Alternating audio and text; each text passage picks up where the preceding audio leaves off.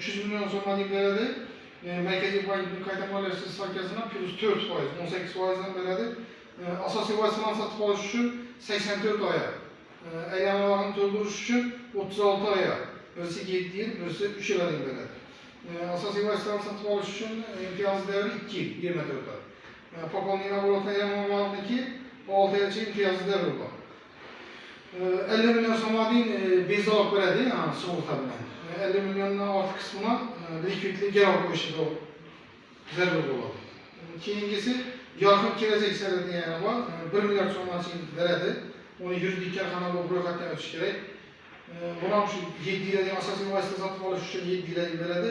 Aylanmalarni to'ldirish uchun 36 oy muddatga beradi.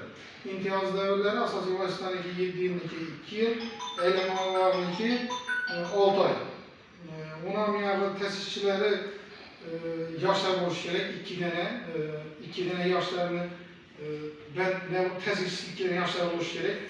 Plus 4 dana yangidan yangi ish o'rnatish kerak. Tadbirkorlikni yo'lga qo'yib, masalan, ishlab chiqarish bo'lsa, bir narsa maqolani bilan ishlab chiqarish bo'lsa, shuni yangidan 4 dana yosh bo'lmasa xodimlarni ishga jalb etish kerak. Shunday talablar asosan shu kredit to'lovlari beriladi.